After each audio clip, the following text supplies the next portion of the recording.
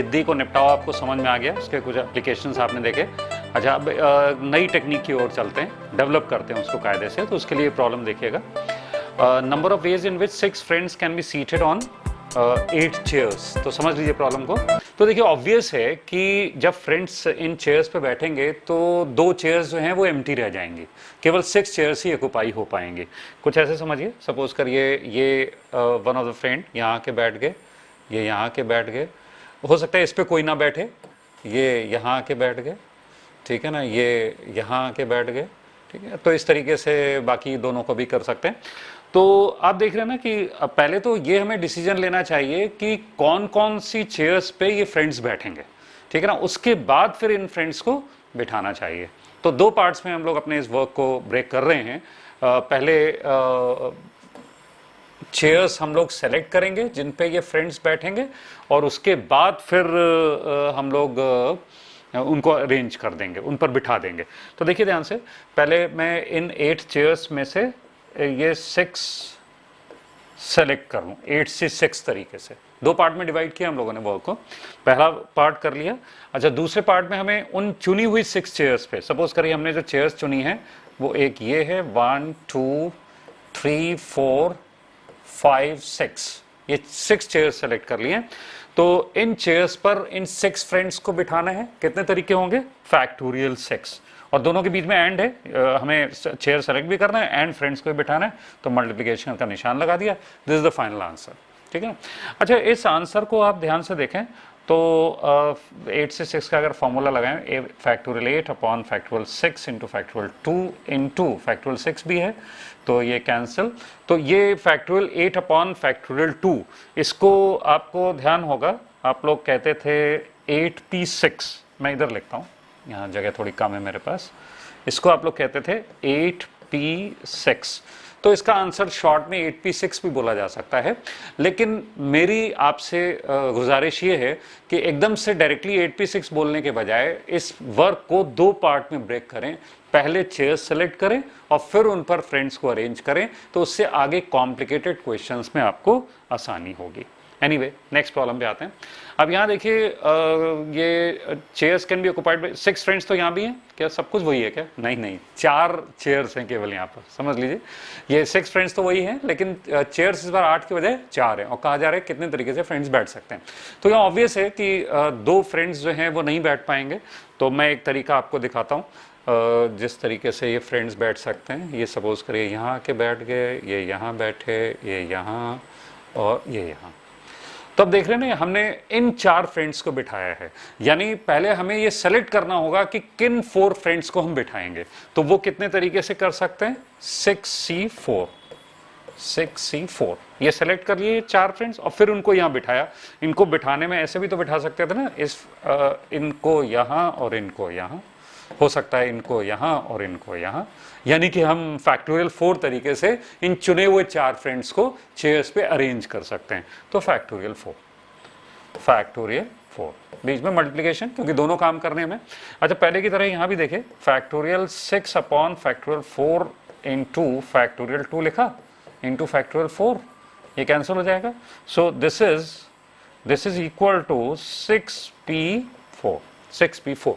तो इसका answer directly 6p4 भी बोला जा सकता है, लेकिन वही पिछले सवाल वाली गुजारिश में रिपीट कर रहा हूं कि आप इसको 2 पार्ट्स में करें, कॉम्प्लिकेटेड क्वेश्चंस में आसानी होगी।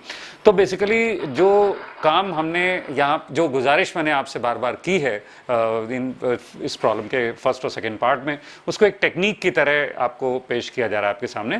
First select the objects and then make the arrangements. यानी काम को 2 पार्ट्स में करो, स्टेप बाय स्टेप करो, कभी कोई कंफ्यूजन नहीं होगा, ठीक है ना। इस टेक्निक को हम लोग नाम देंगे चुनो फिर जमाओ। लेकिन चुनो फिर जमाओ थोड़ा ज्यादा देसी लग रहा है, तो लोगों को इंप्रेस करने के लिए CPJ, शॉर्ट में हम लोग इसको कहेंगे CPJ, ठीक है। अब देखिए CPJ सुनने में बहुत आसान लगती है, ऐसा लगता है अरे पहले सेलेक्ट कर लेंगे फिर अरेंज कर लेंगे, कौन सी बड़ी बात है। लेकिन केवल इसी बात को ध्यान में रखने से कितनी अच्छी अच्छी प्रॉब्लम्स आप इजिली सॉल्व कर पाओगे, जरा ध्यान से देखिएगा। तो ये थर्ड पार्ट है इस प्रॉब्लम का, जिसमें कहा जा रहा है 6 फ्रेंड्स की ये फोटोग्राफ्स हैं और यहाँ 8 नेल्स हैं, और इन फोटोग्राफ्स को आपको हैंग करना है। तो जैसे एक फोटोग्राफ आपने यहाँ हैंग कर दी, एक नेल पे, एक यहाँ हैंग कर दी,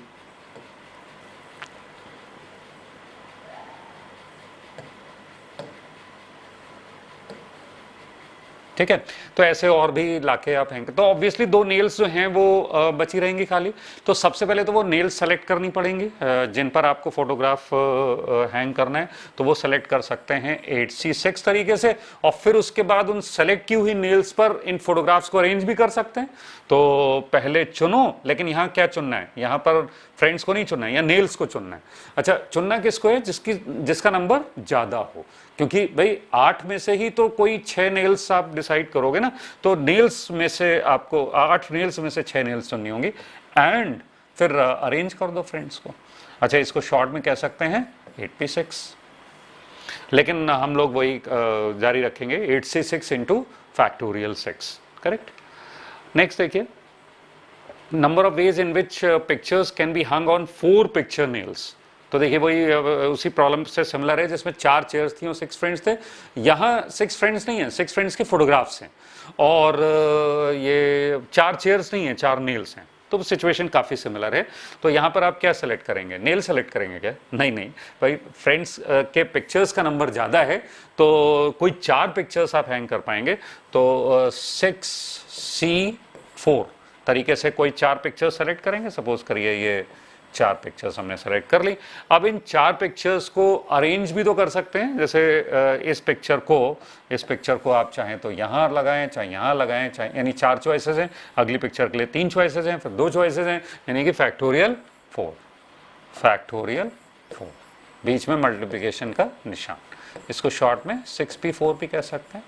चुनो फिर जमाओ, चुनो फिर जमाओ, करेक्ट। नेक्स्ट प्रॉब्लम नोट कर लीजिए। तो ये देखिए, number of different car license plates containing 4 different letters of English alphabet, 3 different non zero digits, बीच में एंड भी होना चाहिए, English alphabet and 3 different non zero digits. समझते हैं जरा इस सिचुएशन को कायदे से। ये देखिए 26 अल्फाबेट्स हैं इंग्लिश लैंग्वेज के, और ये 9 नॉन जीरो डिजिट्स हैं, और ये कार की नंबर प्लेट्स आपने देखिए यहाँ पर 1 2 3 4 5 6 7 7 प्लेसेस है ना, तो 7 प्लेसेस यहाँ बना लेते हैं। ये देखिए 7 प्लेसेस आपके सामने हाजिर है। अच्छा, 7 प्लेसेस में देखिए बीच की 3 प्लेसेस ग्रीन कलर से दिखाई गई हैं। क्यों? क्योंकि इसमें डिजिट्स भरना है, और बाकी जो है वो येलो कलर से, जिसमें कि आपको अल्फ़ाबेट भरना है। तो देखिए तरीका क्या होगा, पहले हम ये अल्फ़ाबेट्स में से सिलेक्शन करते हैं। कितने अल्फ़ाबेट्स चाहिए? 4 अल्फ़ाबेट्स चाहिए, 1 2 3 4 प्लेसेस के लिए। तो उसके तरीके कितने होंगे? 26C4। अच्छा, इनको चुन लिया, अब इनको जमा भी लेते हैं। इनको जमाते हैं, कितनी प्लेसेस पे जमाना है? 1 2 3 4 फैक्टोरियल 4, ठीक है। अच्छा, इंग्लिश अल्फ़ाबेट्स को जमा लिया। सपोज कर लीजिए आपने यहाँ B रख लिया, यहाँ C रख लिया, यहाँ जैसे या यही कह सकते हैं KRMB रख लिया, या मैं कुछ अलग एग्जाम्पल दे रहा हूँ तो वो देख लीजिए। KRMB रख सकते हैं, या फिर एक और तरीका है BCVD रख लें। 26C4 में कई सारे तरीके पॉसिबल होंगे, उनमें से एटलीस्ट 2 तरीके आपको दिख रहे हैं। एक तो KRMB जो पिक्चर में, और दूसरा मैंने लिखा है BCVD, करेक्ट। तो ये जमा लिया आपने। अच्छा, इनको जमाने में फैक्टोरियल 4 क्यों किया है? क्योंकि BCVD को ऐसे भी तो कर सकते थे, CBVD, CVDV, ठीक है। चलिए खैर, इतना समझ रहे हैं आप लोग। अच्छा, अब क्या करना है, ये इसके लिए 3 डिजिट सेलेक्ट करने हैं। कितने? 9 डिजिट्स हैं, उनमें से कोई भी सेलेक्ट कर सकते हैं, जैसे 7 8 9 7 3 4। तो 9 में से 3 डिजिट सेलेक्ट कर लिए। अच्छा, जब सेलेक्ट कर लिए, सपोज करिए आपने सेलेक्ट किया ये देख रहे हैं, जो वर्क हम कर रहे हैं उसकी काउंटिंग भी साथ साथ लिख रहे हैं, या काउंटिंग लिख रहे हैं तो वर्क भी कर रहे हैं। तो यहाँ तो मैं प्रैक्टिकली करके दिखा रहा हूँ, लेकिन एग्जाम में आप विजुलाइज करके अपनी मन की आंखों से उस वर्क को करेंगे। लेकिन ये करते रहने से कंफ्यूजन नहीं होगा, साथ साथ वर्किंग करते रहने से। तो ये देखिए 3 मैंने सेलेक्ट भी करके दिखा दिया। अब इन 3 को यहाँ जमाना है। 3 को यहाँ जमाने का मतलब 3 को यहाँ अरेंज करना है। तो कितने तरीके होंगे अरेंज करने के? Factorial 3 into factorial 3। This is the final answer. तो इनको अरेंज करने का एक तरीका मैं दिखाई देता हूँ आपको। जब प्रैक्टिकल की बात मैंने कही है तो कर ही देता हूँ। नेक्स्ट प्रॉब्लम देखिए, नोट कर लीजिए। नोटेड? पॉज करके नोट किया है ना, इतनी जल्दी तो नहीं नोट कर पाएंगे बिना पॉज करे। Number of ways in which the letters of the word Lucknow can be placed in the squares of the figure shown such that no row remains empty. तो जरा हिसाब किताब लगाते हैं। ये लखनऊ में कितने लेटर्स हैं? 1 2 3 4 5 6 7 लेटर्स हैं, और 7 लेटर्स को जब हम यहाँ रखेंगे तो नो रो रिमेन्स एम्प्टी। तो क्या ऐसा हो सकता है कोई रो एम्प्टी रहे?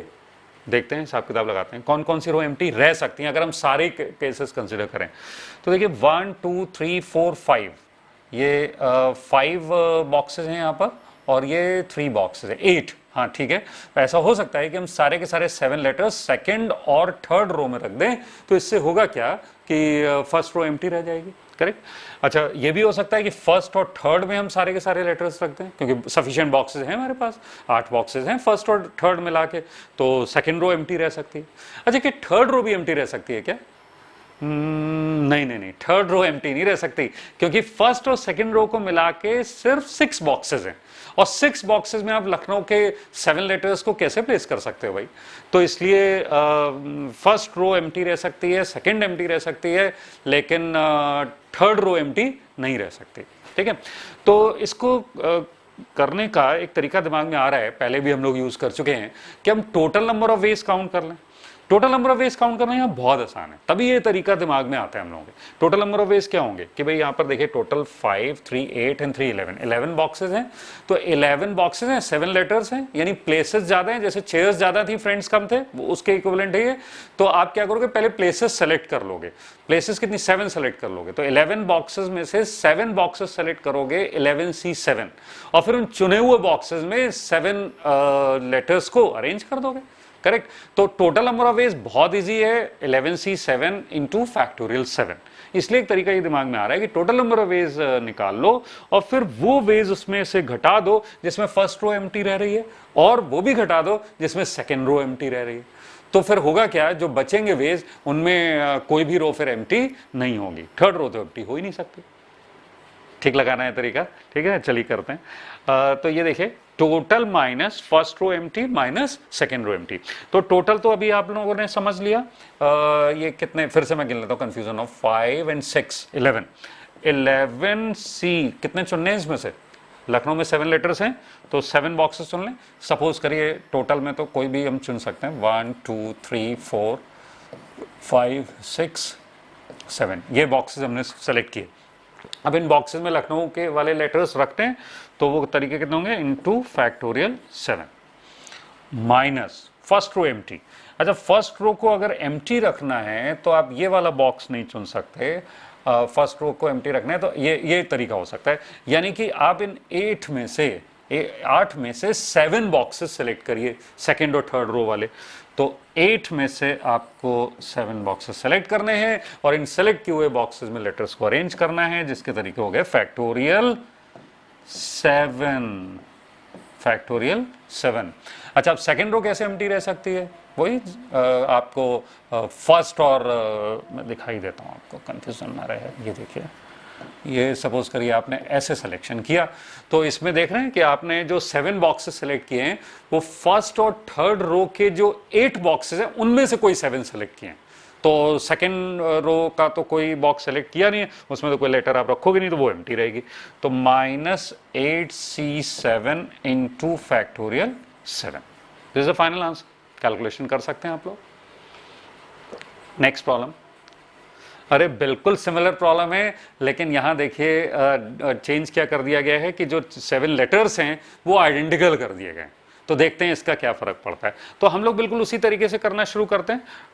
लिख तो लिया होगा आपने प्रॉब्लम को कि कोई रो एम्प्टी नहीं रहनी चाहिए, यानी total number of ways minus first row empty minus second row empty. ठीक है ना, उसी तरीके से शुरू कर दें। तो टोटल वेज देखिए क्या होंगे, 11 में से आप 7 बॉक्सेस सेलेक्ट करिए और फिर उन बॉक्सेस पर इन एज को जमा दीजिए, मतलब कि अरेंज कर दीजिए। ठीक है, तो कितने तरीके से जमा सकते हैं, फैक्टोरियल 7 से मल्टीप्लाई कर दें? नहीं, अगर 7 प्लेसेस हैं और 7 आइडेंटिकल लेटर्स आपके पास हैं तो उनको रखने का सिर्फ एक तरीका होगा, यानी कि into 1 minus first row empty. First row empty का मतलब कि बॉक्सेस हम चुनेंगे सेकेंड और थर्ड रो से, यानी कि 8 बॉक्सेस हैं, 8 में से कोई 7 चुनेंगे, इनटू 1 समझ गए ना, 7 बॉक्सेस जो चुने उसमें 7 आइडेंटिकल लेटर्स रखने। इसी तरीके से इसके लिए भी -8C7 into 1। This is the final answer of this problem. अच्छा, इस प्रॉब्लम के आंसर को बुक्स में इस तरीके से लिख दिया जाता है। मान लीजिए कैलकुलेट करके नहीं लिखा और 111 तो लिखने की कोई ऐसी जरूरत नहीं, ऐसे लिख दिया जाता है। तो स्टूडेंट्स बहुत कंफ्यूज हो जाते हैं, बोले अरे ये तो अरेंजमेंट का सवाल है, इसमें सिलेक्शन कैसे हो गया। यानी मैं एक बहुत बड़े कंफ्यूजन को दूर करने की कोशिश में लगा हुआ हूं चुनो फिर जमाओ के जरिए। कंफ्यूजन ये होता है बच्चों को किस क्वेश्चन में सी लगाएं किस में पी लगाएं। अब देख रहे हैं ये क्वेश्चन और इसका जस्ट पिछला वाला क्वेश्चन 6 पार्ट, दोनों में ही आपको ऑब्जेक्ट्स को रखना था, अरेंज करना था, लेकिन एक में आंसर सी से आया और पिछले वाले में आप सी के बजाय पी का यूज कर सकते हो। तो कहीं पी कहीं सी, बच्चे लोग कंफ्यूज रहते हैं। मैंने उन सारे कंफ्यूजन का एक आपको रामबाण बताया है, दैट इज चुनो फिर जमाओ। आप हमेशा चीजों को चुनिए और फिर उसके बाद अरेंज करिए। जब भी अरेंज करने के वेज 1 होंगे तो ऑटोमेटिकली 1 से मल्टीप्लाई हो जाएगा, सिर्फ सी वाला ही आंसर आ जाएगा। ठीक है ना। तो बहुत कॉम्प्लिकेटेड प्रॉब्लम्स भी इस टेक्निक से काफी आसानी से सॉल्व हो जाती हैं। चलिए आगे बढ़ते हैं, नोट कर लीजिए। फिर से देखिए लखनऊ की बात हो रही है, उसमें कहा जा रहा है कि 3 लेटर वर्ड्स फॉर्म करने हैं। तो ये वॉवल और कॉन्सोनेंट की बात हो रही है। तो चलिए पहले वॉवल्स काउंट कर लेते हैं, लखनऊ में कितने वॉवल्स हैं। ए ई आई वॉवल्स क्या क्या होते हैं, ए ई आई ओ यू। हाँ, तो यू वॉवल है, ओ वॉवल है, और कोई वॉवल है क्या? नहीं, बस यही 2 वॉवल्स हैं, यू एंड ओ। और कॉन्सोनेंट्स कितने? L C 1 2 3 4 5। अरे बाकी 7 थे ना, 5 ही होने थे। चलिए फिर भी लिख लेते हैं पहले से, L C K N W, these are the consonants. अच्छा, अब ये कहा जा रहा है कि N M is the number of words with only 1 vowel. पहले सारा ध्यान इस पे लगा दो भाई, एन की भी बात हो रही है, लेकिन एक साथ सब कुछ पढ़ेंगे, सब कुछ सोचेंगे, कंफ्यूज होने का खतरा है, नहीं मोल लेना चाहते हम लोग, तो सारा ध्यान हम एम पे लगा देंगे। M is the number of words with only 1 vowel. M ऐसे वर्ड्स हैं, एम ऐसे वर्ड्स का नंबर है जिसमें केवल एक वॉवल हो। एक वॉवल कौन सा, यू या ओ? अरे भाई सेलेक्ट करना होगा आपको। चलिए शुरू करते हैं। एक वॉवल हम सेलेक्ट कर लेंगे। अच्छा, और कॉन्सोनेंट 3 लेटर वर्ड है ना, 3 letter word, yes 3 letter word form करने हैं, तो 2 फिर कॉन्सोनेंट होंगे। तो वो 2 कॉन्सोनेंट कौन से हों? तो इस सवाल का जवाब है कि भाई वो सेलेक्ट करना होगा, कोई भी हो सकते हैं। तो 5C2 2C1 इंटू 5C2 लिखवा देंगे, अभी पहले समझ लो, ठीक है ना। 2C1 into 5C2। अच्छा, फिर इनसे वर्ड्स बनाना है, जो 3 लेटर्स हैं उनको अब जमाना है। सेलेक्ट तो कर लिए 3 लेटर्स, यहाँ 3 लेटर्स अपनी मर्जी से नहीं सेलेक्ट कर सकते थे, 7C3 ये नहीं कर सकते थे, क्योंकि रेस्ट्रिक्शन है यहाँ पर रेस्ट्रिक्शन है कि इतने एक वॉवल लेना है, 2 कॉन्सोनेंट लेने। तो 2C1 into 5C2 into factorial 3, तो ये एम हो जाए। चलिए लिखते हैं इसको। ये देखिए मैंने क्या बताया आपको, number of ways is equal to choosing 1 vowel. Choosing 1 vowel के कितने तरीके हो गए? 2C1। ये नोट जरूर करिएगा भाई सोल्यूशन में आप लोग। एंड है ना, चूजिंग 2 कॉन्सोनेंट्स 5C2, ये लैंग्वेज भी नोट करना जरूरी है। एंड अरेंजिंग 3 लेटर्स, ये 3 लेटर्स को अरेंज कर दें, फैक्टोरियल 3, फिनिश्ड। ठीक है। अच्छा, अब ये तो हुआ एम, दिस इज एम। ये पूरा नोट कर लीजिए भाई अच्छे से, पॉज करिए, नोट करिए, ठीक है ना, क्योंकि मैं कुछ रब करने जा रहा हूं, मैं कुछ रब करूंगा, फिर आगे की बात लिखूंगा यहां पर। नोट कर लीजिए सब कुछ, सॉल्यूशन का एक एक टुकड़ा नोटेड। अब बारी है एन की। तो एन इज इक्वल टू, इसमें भी देखिए यही काम करना है, क्योंकि एन है क्या, number of words with 1 vowel lying between 2 consonant. इसमें भी 2 कॉन्सोनेंट होने चाहिए, 1 वॉवल होना चाहिए, और यहाँ एक और शर्त है कि वॉवल को कॉन्सोनेंट के बीच में होना होगा। ठीक है, तो देखिए चूजिंग 1 वॉवल पहले की तरह 2C1 and choosing 2 consonants 5C2। अब आपके पास एक वॉवल हो गया, सपोज करिए मैं प्रैक्टिकली कर लेता हूँ, एक यू आपने सेलेक्ट किया और एक एल और एक सी। अब इनको आपको 3 प्लेसेस पे जमाना है। तो 3 प्लेसेस में जमाने के लिए देखिए वॉवल के लिए तो एक ही चॉइस है, वो सिर्फ मिडिल प्लेस पे ही जा सकता है। अच्छा, तो 1 तरीका हुआ, 1 वे हुआ, और फिर उसके बाद एल और सी को फैक्टोरियल 2 तरीके से आप अरेंज कर सकते हो, तो इनटू फैक्टोरियल 2। ठीक है, तो देख रहे हैं क्या फर्क है एम और एन में। ये एम में तो फैक्टोरियल 3 वेज थे अरेंज करने के, लेकिन यहां पर सिर्फ फैक्टोरियल 2 वेज रह गए हैं। क्योंकि वॉवल को मिडिल पोजीशन पर जाना यहाँ पर जरूरी है, और ये जो n वेज हैं उसमें ऐसा होना जरूरी है। अच्छा, m बड़ा होगा n बड़ा होगा? ऑब्वियसली m बड़ा होगा, क्योंकि वहाँ फैक्टोरियल 3 था और इसमें फैक्टोरियल 2 है, तो बस आप m माइनस n अब निकाल लेंगे दोनों को सबट्रैक्ट करके। नेक्स्ट प्रॉब्लम नोट कर लीजिए। Noted 10 different letters of an alphabet are given. Note कर लीजिए, अल्फाबेट के लेटर्स भी नोट कर लीजिए, और 5 लेटर वर्ड्स बनाने, तो मैंने 5 प्लेसेस आपको दिखा दिए, यानी 5 प्लेसेस पर इन लेटर्स को रखना है। Number of words which have at least 1 letter repeated. At least 1 letter repeated का मतलब है 1 लेटर रिपीटेड हो सकता है, या 2 लेटर रिपीटेड हो सकते हैं, या 3 लेटर रिपीटेड हो सकते हैं। तो क्या सब काउंट करें क्या, 1 लेटर रिपीट वाले, 2 लेटर रिपीट वाले? नहीं नहीं, बहुत बढ़िया सोचा आपने, ठीक है ना। दिमाग में तुरंत आया आपके कि अरे भाई total number of veg count कर लें और उसमें से वो घटा दें, वो वेज घटा दें जिसमें एक भी लेटर रिपीटेड नहीं है, ठीक है ना। बिल्कुल ठीक, बहुत बढ़िया। तो total minus number of words with no repetition, तो टोटल नंबर ऑफ वेज क्या होंगे? तो यहाँ देखिए प्लेसेस कम है, ऑब्जेक्ट ज्यादा है, तो ऑब्जेक्ट्स को चुनो 10C5। ऑब्जेक्ट सुनो बिल्कुल वैसे ही जैसे फ्रेंड्स ज्यादा थे और कुर्सियां कम थी, उसी के इक्विवेलेंट है ये। और ये आपने 5 लेटर्स को सेलेक्ट किया और फिर यहाँ जमाया, जमाने कितने दिवेज हैं? फैक्टोरियल 5। अच्छा, माइनस, अरे ये तो आपने टोटल नहीं गिना है, ये आपने वो गिन लिया है जिसमें कोई रिपीटिशन नहीं होगा, कोई रिपीटिशन नहीं हो, क्योंकि आपने 5 डिफरेंट लेटर्स सेलेक्ट किए ना। तो ये जो काउंटिंग हुई है वो यहाँ ना लिख के मुझे लिखनी चाहिए थी यहाँ। कभी कभी ऐसे एक्सीडेंट्स हो जाते हैं, लेकिन संभाल लिया हमने अपने आप को। 10C5 इंटू फैक्टोरियल 5 जो है वो वर्ड्स हैं जिसमें रिपीटिशन नहीं है। अच्छा, अगर रिपीटिशन अलाउड हो, अब आपको याद आया होगा वो episode, repetition allowed, repetition not allowed. तो ये तो रिपीटिशन नॉट अलाउड वाले वेज हुए। रिपीटिशन अलाउड वाले वेज के लिए आपको याद होगा फॉर्मूला होता था अलाउड की पावर नॉट अलाउड। तो इसमें देखिए टोटल वेज में लेटर का रिपीटिशन अलाउड है, प्लेस तो रिपीट हो नहीं सकती, प्लेस में एक बार भर दिया तो भर दिया, लेटर रिपीट हो सकता है, ए भर दिया तो यहाँ भी ए भर सकते हो आप, ठीक है। तो इनका रिपीटिशन अलाउड है, इनका नंबर है 10, तो ये देखिए 10 नंबर है और इनका 5, तो रिपीटिशन अलाउड, इनका रिपीटिशन अलाउड है और रिपीटिशन नॉट अलाउड, तो 10 की power 5 repetition allowed to the power not allowed, ये माइनस कर दीजिए। तो देख रहे हैं सब वही पुराने कॉन्सेप्ट, ये चुनो फिर जमाओ है, और ये है रिपीटिशन अलाउड की power repetition not allowed, correct. Next problem note कर लीजिए, इंटरेस्टिंग प्रॉब्लम है, क्यों ना हो, क्योंकि जेईई एडवांस 2017 की प्रॉब्लम है भाई, पूरे इज्जत के साथ इसको नोट करिए। Words of length 10 are formed using the letters A, B, C, D, E, F, G, H, I, J. लिख लिया मैंने A, B, C, D, E, F, G, H, I, J. X be the number of such words where no letter is repeated. X is the number of words where no letter is repeated. तो no letter is repeated कर लेंगे, बहुत आसान है, क्योंकि आप देखिए ये x is equal to ये वर्ड्स ऑफ लेंथ 10 लेंथ के वर्ड्स फॉर्म करने हैं और 10 ही अल्फ़ाबेट्स भी दिए हुए हैं, 10 ही अल्फ़ाबेट्स भी दिए हुए हैं, तो कोई चुनना तो कुछ है नहीं, सभी को आपको मतलब आपको सारे ही सारे सेलेक्ट कर लेने 10C10, वो तो वन ही तरीका हुआ, और फिर उसको 10 प्लेसेस पर अरेंज करना है, 1 2 3 4 5 6 7 8 9 10, तो x is equal two factorial 10, ठीक है। X be the number of words where no letter is repeated. अच्छा, Y देखो क्या है, Y be the number of such words where exactly one letter is repeated twice and no other letter is repeated. तो एक letter तो 2 बार आएगा और बाकी सब एक एक बार आएंगे।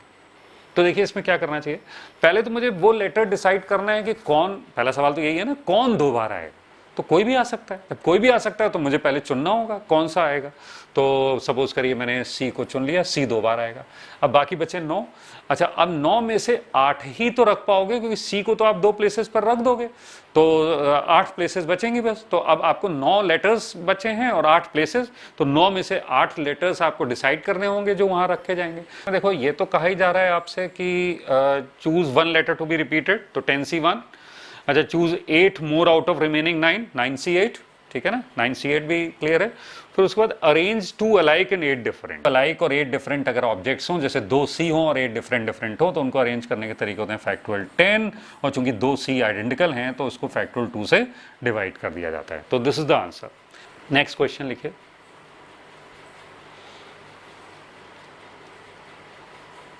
ये क्वेश्चन देखने में बड़े लंबे लगते हैं लेकिन इतना टफ ये है नहीं।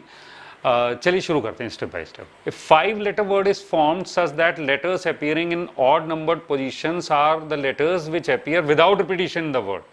Letters in the even position are taken from the letters which repeat. यानी मैथमेटिक्स जो वर्ड है उसमें कुछ लेटर्स तो रिपीट हो रहे हैं और कुछ लेटर बिना रिपीटिशन के उसमें आ रहे हैं। जैसे एम इसमें रिपीट हो रहा है, ए रिपीट हो रहा है, तो इसके लेटर्स को दो कैटेगरीज में डिवाइड कर दिया गया है। तो लिख लेते हैं कायदे से, letters which don't repeat and letters which repeat. पहले लिखते हैं कौन कौन से रिपीट हो रहे हैं। देखिए एम, एक इंटरेस्टिंग बात देखी मैंने, M-A-T ये पूरा रिपीट हो रहा है। पूरा रिपीट होने का मतलब है कि ये तीनों लेटर्स रिपीट हो रहे हैं। तो लेटर्स विच रिपीट M-A-T, ठीक है। अच्छा बाकी देखो H रिपीट हो रहे हैं, H एक बार आया दोबारा तो नहीं आया, H के बाद E भी दोबारा नहीं आया, I-C-S भी एक बार आए हैं। तो I-C-S, ध्यान से, ये फर्स्ट प्लेस है, ये सेकंड प्लेस है, ये थर्ड प्लेस है, ये फोर्थ प्लेस है, ये फिफ्थ प्लेस है। तो इवन प्लेसेस में सर्कल करूंगा, सेकंड प्लेस और फोर्थ प्लेस, ये दोनों इवन प्लेस हैं। और इवन प्लेसेस पे कौन से लेटर्स जाने हैं? Letters in even positions are taken from the letters which repeat, यानी इवन पोजीशन पर ये MAT में से कोई जा सकता है। तो यहाँ देखिए दो इवन पोजीशंस हैं और 3 कैंडिडेट्स हैं जो इन पर जा सकते हैं। तो आपको पहले तो चुनना होगा ना, किसे चुने, प्लेस को? नहीं, प्लेस कम है भाई, तो ज्यादा वाले में से चुनते हैं हम। तो 3C2 और फिर उनको रख देंगे यहाँ पर। तो देखिए 3C2, 3 में से 2 सेलेक्ट किए और 2 प्लेसेस पर हमने उनको जमा दिया। एंड अच्छा अब ऑड प्लेसेस बचे। ऑड प्लेसेस 3 हैं और जो कैंडिडेट्स हैं इनके लिए वो हैं 5 जो इन पे रखे जा सकते हैं। तो 5 में से पहले 3 सेलेक्ट कर लीजिए, 5C3 इंटू कितने प्लेसेस? 3, और 3 ही आपने मान लीजिए ये 3 सपोज करिए सेलेक्ट कर लिए। तो ये 3 सेलेक्ट कर लिए, इन तीनों को जमाने के कितने तरीके होंगे? 2 फैक्टोरियल 3 आंसर। इसको आप ऐसे भी लिख सकते हो, 3P2 इंटू 5P3, ऐसे भी लिख सकते हैं, ठीक। इसी से मिलती जुलती ये प्रॉब्लम है, देखिए नोट कर लीजिए, IIT 1982 में अपीयर हुई थी ये। 8 chairs are numbered 1 to 8. 2 women and 3 men wish to occupy 1 chair each. First, the women choose the chairs from amongst the chairs marked 1 to 4. मतलब पहली जो चेयर 1 to 4 हैं उसमें से 2 वुमेन चेयर सेलेक्ट करके बैठ जाएंगी और फिर मेन जो है बाकी बची हुई चेयर्स में से किन्हीं पे बैठ जाएंगे। तो टोटल वेज कितने होंगे, ठीक है। तो ये देखिए देयर 2 women एंड 3 men और ये 8 चेयर्स हैं, 2 3 4, 1 2 3 4, ठीक है। तो ये फर्स्ट 4 चेयर्स मार्क हैं। अच्छा विमेन को पहले बिठाते हैं भाई, आराम से आपको बिठाना है, सीटिंग अरेंजमेंट के इंचार्ज हो तो स्टेप बाय स्टेप बिठाइए, कोई जल्दबाजी नहीं है। तो देखिए विमेन को बिठाने के लिए पहले तो 4 चेयर्स में से चुननी, भाई चेयर्स ज़्यादा है ना यहाँ पर, 4 चेयर्स हैं, 2 ही विमेन है, तो 4 में से 2 चेयर्स पहले सेलेक्ट कर लें। 4C2, choose 2 chairs out of mark chairs, correct. और इन पर फिर विमेन को अरेंज कर दें। अच्छा फिर बाकी चेयर्स कितनी बचेंगी? 8 है ना, 8 में से 2 पे विमेन बैठी हैं तो 6 बचेंगे। 6 में से आप 3 सेलेक्ट करोगे मेन के लिए, 6C3, और फिर मेन को उन पर जमा दोगे, यानी फैक्टोरियल 3। लिखो कायदे से, choose 2 chairs out of mark chairs, arrange 2 women on these, number of veg भी लिखते चले। 2 चेयर्स मार्क चेयर्स मतलब 4 है, 4C2, बीच में एंड है ना, तो इनटू 2 women ऑन दीज यानी फैक्टोरियल 2। आगे लिखिए, choose 3 chairs out of remaining 6, यानी कि 6C3, बीच में एंड है, तो इनटू फाइनली क्या करना है, arrange 3 men on these into factorial 3, ठीक है। तो ये देखिए 4C2 इंटू फैक्टोरियल 2 को आप 4P2 भी कह सकते हो, और ये 6C3 इंटू फैक्टोरियल 3 को 6P3 भी कह सकते हो। ऐसा क्या किसी ऑप्शन में है? नहीं, ऐसा किसी ऑप्शन में नहीं है। None of these is correct. Final answer is none of these, correct, क्योंकि किसी भी ऑप्शन में ये 4P2 इंटू 6P3 नहीं लिखा हुआ, करेक्ट। तो सिंपल सी प्रॉब्लम थी, बिल्कुल जो मैथमेटिक्स वाली प्रॉब्लम थी ना उसी के बिल्कुल सिमिलर है। मैं आपको दिखाना ये चाहता हूं कि जो प्रॉब्लम्स हम डिस्कस कर रहे हैं उसी से बिल्कुल मिलते जुलते प्रॉब्लम्स आईआईटी में अक्सर आ जाती हैं, तो बहुत आराम से उनको सॉल्व करिएगा। नेक्स्ट प्रॉब्लम देखिए, नोट कर लीजिए फटाफट। ये 2018 मेन में अपीयर हुई है, पॉज करिए, नोट करिए। हाँ देखिए, फ्रॉम 6 डिफरेंट नॉवेल्स, देखते चलें ऑब्जेक्ट्स हैं, मिलते चलें। ये देखिए 6 डिफरेंट नॉवेल्स हैं एंड 3 डिक्शनरीज, ये 3 डिक्शनरीज हैं, 4 नॉवेल्स, इसमें से 4 नॉवेल्स सेलेक्ट किए गए। सपोज करिए 1 2 3 4 नॉवेल्स सेलेक्ट किए गए और 1 डिक्शनरी सेलेक्ट की गई, 1 डिक्शनरी सेलेक्ट की गई, ठीक है ना। Selected and arranged in row on a shelf so that the dictionary is always in the middle, the number of such arrangements is. तो ये सेलेक्ट करके ऐसे रो में अरेंज किया गया कि डिक्शनरी जो है वो हमेशा मिडिल में। अब कुछ बच्चे परेशान हो रहे हैं कि सर आप तो फटाफट ये पिक्चर्स में से सिलेक्शन का निशान बना के सोच लेते हो, हम क्या करेंगे एग्जाम में। अरे भाई आप ये करोगे, आप नॉवेल्स लिखोगे, नॉवेल्स की पिक्चर नहीं बनाओगे, नॉवेल्स ऐसे लिखो N1 N2 N3 N4 N5 N6, 6 novels हो गई, ठीक है ना। ये पिक्चर बनाने की जरूरत नहीं है। और डिक्शनरीज ऐसे लिखोगे D1 D2 D3, पिक्चर बनाने की कोई जरूरत नहीं है, परेशानी खत्म हुई, ठीक है। पिक्चर तो सिर्फ थोड़ा और मज़ेदार बनाने के लिए, इंटरेस्टिंग बनाने के लिए है, वरना तो हमारा इससे भी काम आराम से चलता है, ठीक है। अच्छा अब देखिए स्टेप बाय स्टेप चला जाए कि हमें एक डिक्शनरी चुननी है, 1 डिक्शनरी। तो एक डिक्शनरी ऐसा करते हैं, चुनते हैं और उसको मिडिल प्लेस पर जमा देते हैं, ठीक है। तो एक डिक्शनरी चुन के मिडिल प्लेस पर जमा देते हैं। तो 3C1 एक डिक्शनरी में सेलेक्ट कर ली, सपोज करिए ये वाली डिक्शनरी सेलेक्ट कर ली, इसको मिडिल प्लेस पर जमाने का तो एक ही तरीका होगा ना, एंड अच्छा अब नॉवेल्स कितनी सेलेक्ट करनी है, 4, कितनी है 6C4, 4 नॉवेल सेलेक्ट करनी है और उनको जमाना है। कितने प्लेसेस बचे, 1 2 3 4, देयर 4 प्लेसेस लेफ्ट, तो 6C4 into factorial 4, final answer. देखना मेन हो एडवांस हो, सबके प्रॉब्लम बहुत इजीली कर रहे हैं आप लोग। हाँ तो नेक्स्ट प्रॉब्लम देखिए, 1991 में अपीयर हुई है भाई, 4 मार्क्स की प्रॉब्लम, वंडरफुल, नोटेड। तो देखिए 18 गेस्ट से मिलना चाहेंगे आप लोग, बिल्कुल मेहमानों से तो मिलना जरूर चाहेंगे, फुर्सत हो तो गिन लीजिएगा, 18 ही है। अच्छा और लॉन्ग टेबल के दोनों साइड बैठना है, एक तरफ 9 एक तरफ 9, तो लॉन्ग टेबल भी देखना चाहेंगे। ये देखिए इनके डिनर के लिए टेबल सजी हुई है, 9 चेयर्स इधर 9 चेयर्स इधर, अरे एक आध कम ज़्यादा हो सकती। तो भाई आपको ये बनाना है, फटाफट बना लो, ठीक है, पॉज करके बना लिया। अब सोचना शुरू करते हैं। अब देखिए ये कहा जा रहा है, जरा ध्यान से देखिएगा, east side of the long table. तो देखिए एक साइड को हमने कह दिया साइड 1 और एक को कह दिया साइड 2, ठीक है। फिर 4 पर्टिकुलर गेस्ट, इसमें से 4 लोग ऐसे हैं जिन्होंने desire to sit on 1 particular side. Suppose करिए उन्होंने ये डिसाइड किया होगा कि वो साइड 1 में ही बैठेंगे और 3 other on the other side, 3 और दोस्त हैं। ये प्रॉब्लम कुछ लोगों को ठीक से नज़र नहीं आ रही है, तो ये लीजिए मैंने बड़ा बड़ा कर दिया।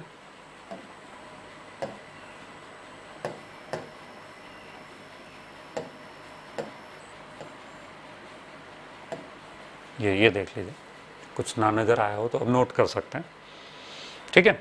तो 3 पर्टिकुलर गेस्ट जो हैं वो एक साइड बैठना चाहते हैं, 4 पर्टिकुलर से गेस्ट जो हैं वो दूसरी साइड बैठना चाहते हैं।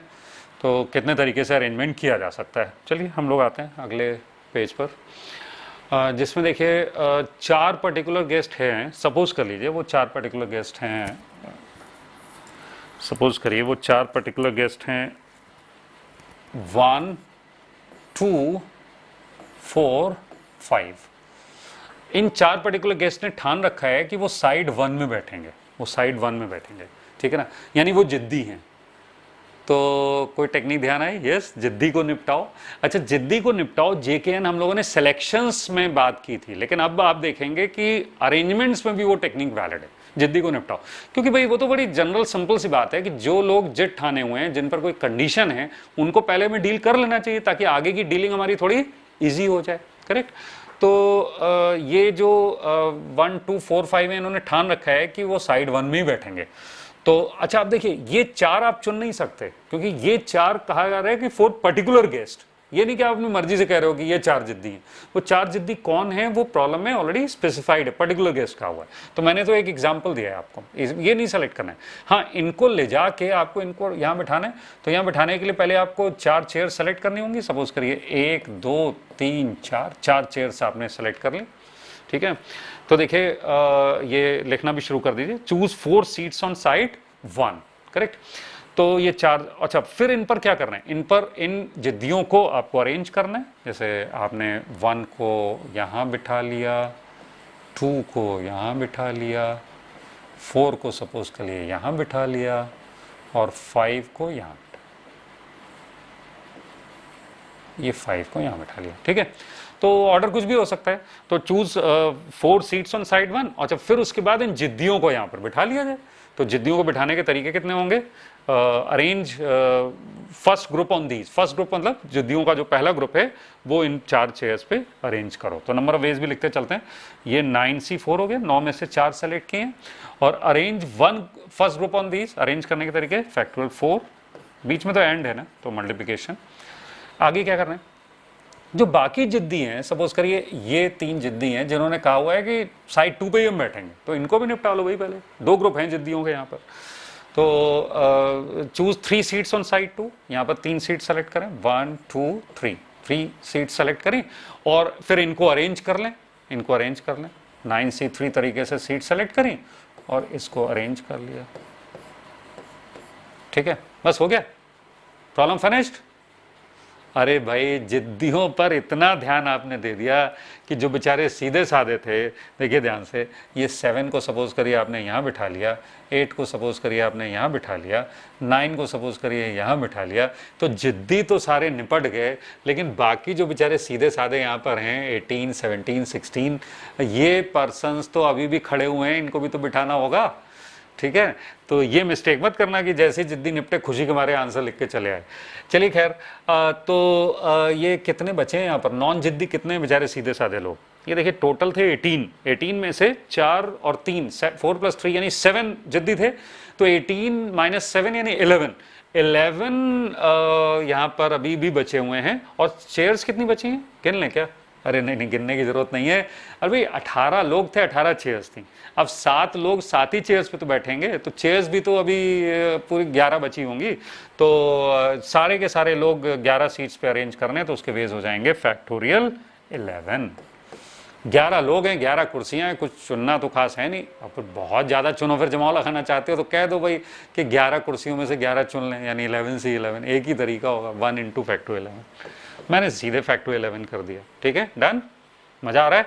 4 नंबर का सवाल है ये, और आपको ये सब तो मन में सोचते रहना है, ये डायग्राम जरूर बनाना है। देखिए एग्जाम में कितना करना है मैं बता दूं आपको, ये नंबर जरूर लिखना चाहिए और ये डायग्राम जरूर बनाना चाहिए, ठीक है ना। और ये तो मन में सोचते रहना है, मन में सोचते रहना है, और ये आंसर लिखते जाना है, ठीक है ना। इतना काम करके IIT वाले आपको, इतना काम करा के IIT वाले आपको 4 नंबर दे रहे हैं, तो क्या बुराई है भाई। ये देखिए लास्ट में arrange remaining 11 guest on 11 seats, तो फैक्टोरियल 11 मैंने लिखा था, ठीक है। नेक्स्ट प्रॉब्लम नोट करिए, नोट कर लीजिए भाई।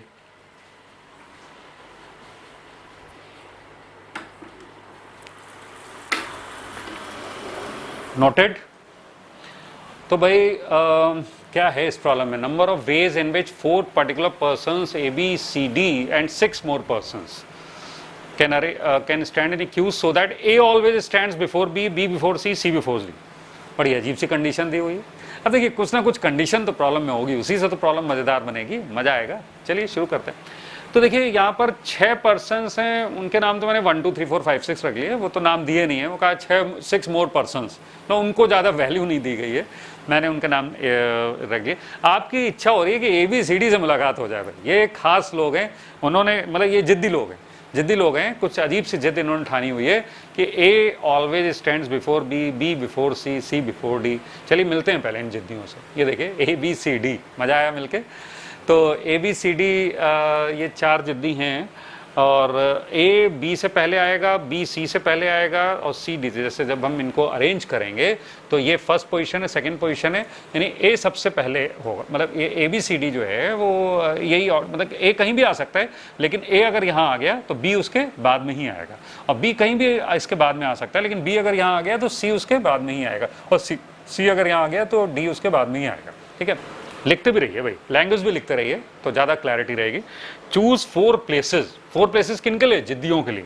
तो 10C4, 10C4 एंड, बीच में एंड है, अरेंज ABCD ऑन दीज। जैसे 4 पोजीशन आपने चुनी, 1 2 3 4, सपोज करिए ये 4 पोजीशन चुनी, अब इन पर ABCD को अरेंज करना है। तो कितने तरीके हैं?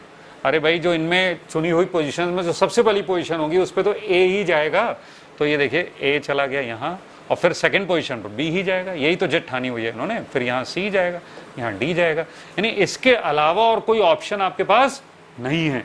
तो एक ही तरीका है बस इनको अरेंज करने का, अरेंज ABCD ऑन दीज। ठीक है, बस खत्म सवाल। नहीं नहीं, अरे सीधे साधे लोग भी तो जाने हैं, तो सीधे साधे लोग 6 बचे हैं, और प्लेसेस कितनी बची है? 1 2 3 4 5 6, तो बस 6 पोजीशंस पर 6 सीधे साधे लोगों को अरेंज करना है, जिसके तरीके हुए factorial 6। This is the final answer. Very simple problem. अगर आप ठीक ढंग से कर रहे हैं, चुनो फिर जमाओ का ठीक से यूज कर रहे हैं, जिद्दी को निपटाओ भी ध्यान रख रहे हैं, JKN CPJ, ठीक है ना, कोई दिक्कत नहीं है इन दोनों टेक्निक्स की बदौलत। नेक्स्ट प्रॉब्लम इसी से मिलती जुलती, नोटेड। तो इसमें बस ये कहा गया है कि A stand somewhere before B and C somewhere before D, यानी B C के पहले आएगा ऐसी कुछ नहीं, बस A को B से मतलब है और C को D से मतलब है, AB को CD से मतलब नहीं है, CD चाहे तो AB से पहले भी आ जाए। ठीक है, अंतर समझ में आया? तो इसके लिए देखिए क्या करना है, ये जिद्दी लोग सामने आ गए आपके, आप ABCD 1 2 3 4 लिख के और प्लेसेस लिख लीजिएगा। ठीक है, उसके बाद डिस्कशन हमारा शुरू होता है। तो देखिए ये जो A और B है ना, ये जिद्दी की एक कैटेगरी है और C और D जिद्दी की दूसरी कैटेगरी है। A B ने अपने हिसाब से जिद ठानी हुई है कि A B से पहले आएगा, और C D ने अपने हिसाब से जिद, मतलब A B का C D से कोई मतलब नहीं, तो 2 ग्रुप्स हमने अलग अलग कर लिए, स्टेप बाय स्टेप एक एक ग्रुप को निपटाएंगे। ठीक है, तो सबसे पहले हम A B के लिए 2 सीट्स यहाँ सेलेक्ट कर लें। ठीक है ना, चूज 2 प्लेसेस, चूज 2 प्लेसेस किन के लिए? A B के लिए। तो कितने तरीके हैं 2 प्लेसेस सेलेक्ट करने के?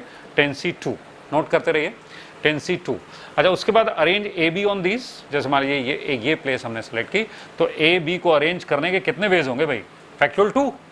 नहीं नहीं, इन 2 प्लेसेस में इन्होंने पहले ही तय कराया हुआ है कि जो पहले वाली पोजीशन में A आएगा और जो बाद वाली पोजीशन है उसमें B आएगा। ठीक है ना, ये पहले तो उसका एक ही तरीका है, 2 तरीके नहीं है। फैक्टोरियल 2 करके कई लोग प्रॉब्लम में बिल्कुल गड़बड़ कर देते हैं, सारी मेहनत करी और यहाँ बस एक 2 का फैक्टर लगा दिया, सब गड़बड़ हो गया। चलिए आगे बढ़ते हैं। अब ये C और D के लिए 2 प्लेसेस चुन लो, कोई भी 2 चुन लो, A B से मतलब तो है नहीं, C चाहे तो B के पहले भी आ सकता है। जैसे मैं जानबूझ के पोजीशन चुनता हूँ, एक ये वाली चुनता हूँ और एक ये वाली चुनता हूँ, तो देखें C B के पहले आ रहा है, आ सकता है, यहाँ पर अलाउड है ऐसा। तो 2 पोजीशन आपने चुन ली। ठीक है ना, कितने तरीके चुन सकते हैं? 8 बची थी ना, तो 8C2, 8C2। अच्छा, इन 8 पर अरेंज करना है C और D को। फैक्टोरियल 2 नहीं, अब इस बार आप केयरफुल हैं, इस बार सावधान हैं आप मुझे बता रहे हैं, मुस्कुरा रहे हैं मनी मन कि भाई C यहाँ आएगा, D यहाँ आएगा। 2 तरीके का है अरेंज करने के, एक ही तरीका तो है। Very good, very good. ठीक है, अच्छा अब जिद्दी तो नहीं बढ़ गया, राहत की सांस ली भाई हम लोगों ने। ठीक है ना, काफ़ी सुकून मिला जिद्दियों को निपटाने के बाद। अब देखिए 6 पोजीशंस हैं और 6 सीधे साधे लोग हैं, कोई उनकी बेचारों की कंडीशन तो है नहीं, बस फैक्टोरियल 6 तरीके से उनको अरेंज कर दीजिए। Arrange remaining 6 on remaining 6 positions, यानी इनटू फैक्टोरियल 6। वो 10C2 into 8C2 into factorial 6, calculation भी कोई खास मुश्किल नहीं है। Next problem, noted.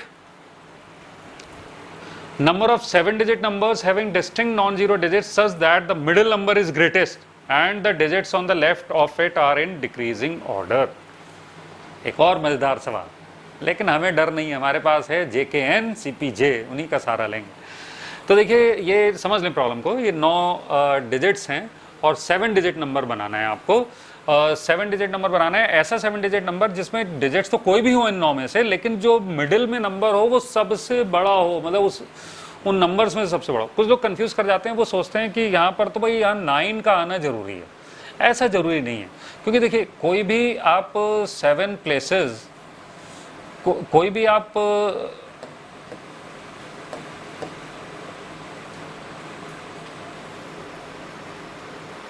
जरा यहाँ समझिएगा ध्यान से कि आप इनमें से कोई 7 डिजिट सेलेक्ट करोगे यहाँ रखने के लिए।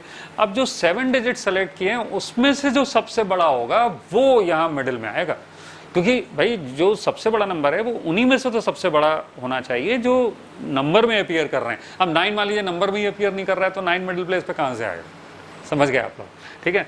तो बातों में क्लियर हो गया कि पहले आपको 9 में से 7 डिजिट सेलेक्ट करने हैं जो इसमें रखे जाएंगे, और फिर उनमें जो भी सबसे बड़ा होगा उसको मिडिल प्लेस पे रख देंगे, ठीक है ना। लिखना शुरू कर दें। चूज 7 डिजिट्स, कितने तरीके चुन सकते हैं, 9C7, 9C7, ठीक है ना। Place greatest eight middle place, मान लीजिए आपने 7 जो सेलेक्ट किए, 1 2 3 4 5 6 7, 7 ये सेलेक्ट किए। अब इनमें ग्रेटेस्ट कौन सा है, 8, तो 8 को भाई यहां रखना है। तो कितने तरीके से रख सकते हो greatest at the middle place, बस एक ही तरीके से। ग्रेटेस्ट तो एक ही है ना, ग्रेटेस्ट थोड़ी आप चुन लोगे। कुछ लोग कह रहे हैं भाई ग्रेटेस्ट भी तो चुनना है, जो 7 हैं 7 में से एक चुनो। अरे 7 में से एक चुनो तो चुन थोड़ी सकते हो, वो तो पहले से ही डिसाइडेड है कि ग्रेटेस्ट उनमें कौन सा होगा। आपने मान लीजिए चुने होते 1 2 3 4 5 6 7, तो उसमें ग्रेटेस्ट 7 हो जाता है। आपकी मर्जी थोड़ी चलेगी, आपकी मर्जी बस यहाँ तक है जब आप जब आप डिजिट चुन रहे हो 7, चुनने के बाद आपकी मर्जी खत्म, ग्रेटेस्ट तो उसमें तय हो ही जाएगा, ठीक है। बात समझ में आ गई। तो नेक्स्ट क्या है, choose 3 digits out of remaining 6। 3 digits हम कहाँ के लिए चुन रहे हैं, लेफ्ट हैंड साइड के लिए। तो सपोज करिए लेफ्ट हैंड, एक्चुअली है क्या कि ये जो 7 मैंने सेलेक्ट किए हैं इनको ही रखते हैं, ये 9 और 2 को अभी फिलहाल अलग हटा देते हैं। ये 7 में से 8, 7 में से ये 7 डिजिट्स में से 8 को मैंने यहाँ रख लिया। प्रैक्टिकली करते रहते हैं आप लोग। एग्जाम में कैसे करोगे, 8 को क्रॉस करोगे और यहाँ लिख दोगे, प्रैक्टिकल ऐसे करोगे। प्रैक्टिकल करते रहिए तो कभी गलती नहीं होगी। तो ये देखिए 8 आपने यहाँ रख दिया, ठीक है। अच्छा अब देखिए ये रिमेनिंग 6, ये 6 डिजिट्स बचे हुए हैं, 6 डिजिट्स बचे हुए हैं, उनमें से कोई 3 ही तो यहाँ आएंगे, तो वो 3 कौन से होंगे। अरे आप तुरंत जवाब दीजिए भाई, सेलेक्ट कर लो, 3 सेलेक्ट कर लो। तो कितने तरीके होंगे, 6C3, 6C3। तो सपोज करिए जो 3 आपने सेलेक्ट किए वो है, एक है 3, एक है 5 और एक है 6, 3 5 6। अब 3 5 6 को यहाँ अरेंज करना है, तो कितने तरीके होंगे अरेंज करने के, फैक्टोरियल 3? नहीं नहीं नहीं नहीं, बस यही ब्लंडर हो जाता है लोगों से, फैक्टोरियल 3 नहीं। ये देखिए लिखा हुआ है the digits on the left of it are in decreasing order, ठीक है ना। लेफ्ट में जो डिजिट्स हैं, यहाँ पर जो डिजिट्स हैं वो डिक्रीजिंग ऑर्डर में हैं, यानी अगर आपने 3 5 6 सेलेक्ट किए तो यहाँ पर 6 लाना होगा। एक ही तरीका है भाई कि यहाँ 6, यहाँ 5 और यहाँ 3, बस 3 5 6। ये 3 6 5 नहीं कर सकते, ये डिक्रीजिंग ऑर्डर में ऐसे लेटर्स अरेंज करने हैं हमें, ठीक है ना। Digits on the left of 8 are in decreasing order, तो इसका सिर्फ एक ही तरीका है। अच्छा अब जो 3 बचे उनको यहाँ जमाना है। यहाँ जमाने के कितने तरीके होंगे, देखिए क्या यहाँ भी डिक्रीजिंग ऑर्डर होना चाहिए क्या, पढ़ के देखिए। Such that middle number is greatest in the digit, नहीं नहीं, केवल डिजिट्स जो लेफ्ट में हैं वो डिक्रीजिंग ऑर्डर में होने चाहिए। राइट में ऐसी कंडीशन नहीं है, बहुत केयरफुल रहना है इस प्रॉब्लम में भाई, बड़ी स्लिपरी टाइप की प्रॉब्लम है, जरा सी सावधानी हटी दुर्घटना घट जाएगी। तो यहाँ आपको अरेंज करने की खुली छूट है, यहाँ तो बंधन था, एक ही तरीके से रख सकते थे, यहाँ पर खुली छूट है। तो into factorial 3 arrange remaining 3 on the last 3 places, उसके लिए फैक्टोरियल 3। इस 1 को मैं थोड़ा ऊपर कर दूं, ठीक है। तो 1 तो चलिए इतना इंपॉर्टेंट नहीं है। फाइनल आंसर क्या हुआ, 9C7 into 6C3 into factorial 3। This is the final answer of this problem. Next, again very interesting problem of चुनो फिर जमाओ जिद्दी को निपटाओ। दोनों चल रहे हैं CPJ JKN, नोटेड। समझते हैं भाई क्या चक्कर है ये, 4 of the cages are too small for 6 of the animals then the number of weights। ये फ्रेज समझ में नहीं आ रही भाई। ये तो समझ में आया कि 11 एनिमल्स हैं और 11 केजेस हैं और रखना है, लेकिन ये क्या चक्कर है, 4 of the cages are too small for 6 of the animals। ये बात हमें थोड़ा परेशान कर रही है। तो चलिए समझते हैं ये देखिए दो एनिमल्स हैं, मंकी, लायन। कौन बड़ा होता है भाई इनमें? अरे लायन बड़ा होता है भाई। अच्छा, केजेस देखिए किस किस टाइप के हैं। एक केज ये है, छोटा केज है, स्मॉल केज है, और ये तो देखिए ये जो स्मॉलर वाला एनिमल है उसको तो इस केज में भी रखा जा सकता है और इस केज में भी रखा जा सकता है, ठीक है ना। लेकिन जो बिगर एनिमल है उसको इसमें नहीं रखा जा सकता, हाँ इसमें रख सकते हैं, वो बिगर केज में आ जाएगा, कोई प्रॉब्लम नहीं। अब लग रहा है प्रॉब्लम समझ में आ गई आपके। लेकिन मैंने सिंप्लिसिटी के लिए भाई दो ही एनिमल्स दिखाए, दो ही केजेस दिखाए। यहाँ पर आपको कहा जा रहा है 4 of these cages are too small, यानी 4 केजेस स्मॉल वाले हैं और बाकी जो 7 केजेस हैं वो बड़े बड़े हैं। For 6 of the animals they are too small for 6 of the animals, यानी कि इनके लिए बहुत स्मॉल। तो ये कितने हैं? 6, और बाकी 5 क्या होंगे? मंकीज होंगे, ठीक है ना। तो इस बात को कायदे से नोट करना है। तो ये तो सिर्फ विजुअलाइजेशन के लिए था, नोट करने का तरीका ध्यान से देखिएगा, बहुत इंटरेस्टिंग तरीका बताने जा रहा हूं मैं, वो आप भी नोट करेंगे, उसी तरीके से आप भी नोट करेंगे। जनरली लोग परेशान रहते हैं, सर तो इतना बढ़िया पिक्चर हम क्या करें, तो आप ये करो, ये देखिए मैंने क्या किया, 6 जो लायंस बनाए हैं वो बड़े बड़े बना दिए हैं, और ये जो मंकीज बनाए, मंकीज कितने हैं? 1 2 3 4 5 मंकीज हैं, वो छोटे छोटे लेटर से बनाए हैं। अच्छा फिर देखिए मैंने 11 केजेस भी बनाए, 11 केजेस में 4 तो बहुत छोटे हैं, जो इनके लिए बहुत too small to accommodate 6 animals के लिए ये 4 तो बहुत छोटे हैं। 4 बहुत छोटे का मतलब समझ गया कि ये जैसे ये लायन है, लायन नंबर 2 इसमें नहीं आ पाएगा, लेकिन लायन नंबर 2 बिगर में आ जाएगा, ठीक है। अच्छा, और जो छोटे वाले एनिमल्स हमारे हैं, जैसे 7 लिया मैंने, 7 आप चाहें तो इसमें रख दो और चाहें तो आप 7 इसमें रख दो, कोई दिक्कत नहीं, ठीक है। तो ये सिचुएशन है भाई हमारे सामने।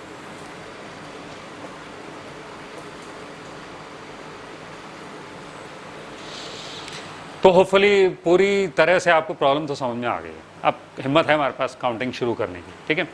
तो पहले क्या करें, जिद्दियों को निपटाएं। कौन जिद्दी है यहाँ? ये बड़े वाले एनिमल्स। लायन जिद्दी है, लायन ने जिद ठान रखी है कि भाई वो छोटे केज में नहीं जाएगा। अरे भाई जिद उसने अपने साइज की वजह से ठान रखी है। कुछ लोग कह रहे हैं जिद्दी कहाँ है, वो बेचारा जा ही नहीं सकता। बड़े लायन के सिंपैथाइजर्स यहाँ पर आ गए हैं, तो उनको मैं बताना चाहूँगा जिद्दी का मतलब ये नहीं कि वो उसकी नेचर वैसी है। अरे किसी भी वजह से कंडीशन तो सेट कर रहा है ना, वो अपने साइज की वजह से सही। बंदर बेचारा सीधा साधा है, वो किसी भी केज में जाने को तैयार, ठीक है।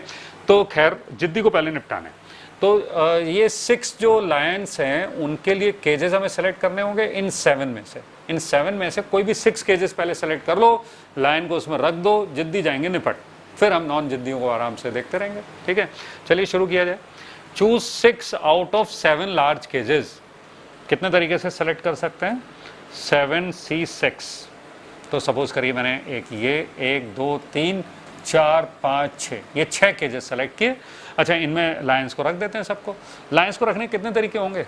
हाँ, फैक्टोरियल 6 तरीके से अरेंज कर सकते हैं। फिर सपोज करिए 1 को रखा यहाँ, 2 को रख दिया इसमें, 3 को यहाँ रख दिया, 4 को यहाँ रखा, 5 एंड 6, ठीक है, डन।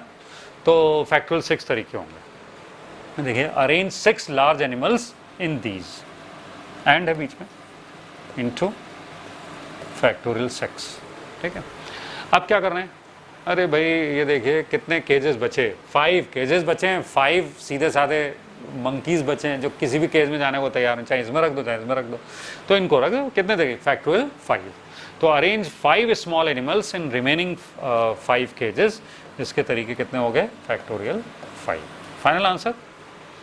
तो देख रहे हैं, अगर आपने ये डायग्राम ठीक से बना लिया ना, तो इतना एग्जाम में लिखने की जरूरत नहीं होगी। ऑब्जेक्टिव एग्जाम में ऑब्वियसली डायरेक्टली ये आंसर आ जाएगा, लेकिन डायग्राम बनाओ कायदे से, JKN CPJ का इस्तेमाल करो। अब बिल्कुल एक डिफरेंट टाइप की प्रॉब्लम की तरफ चल रहे हैं जो हमें कुछ नए बातें सिखाएगी। Find the number of ways of arranging 4 A's हैं, 3 B's हैं और 2 C's हैं एट 9 प्लेसेस। तो ये देखिए ऑब्जेक्ट्स और 9 प्लेसेस मैंने आप बना के दिखा दिया आपको, कितने तरीके से अरेंज कर सकते हैं। तो स्टेप बाय स्टेप चलेंगे। पहले तो 4 A's के लिए हम 4 प्लेसेस सेलेक्ट करेंगे और इन 4 प्लेसेस पर, सेलेक्ट की हुई प्लेसेस पर A's को रख देंगे।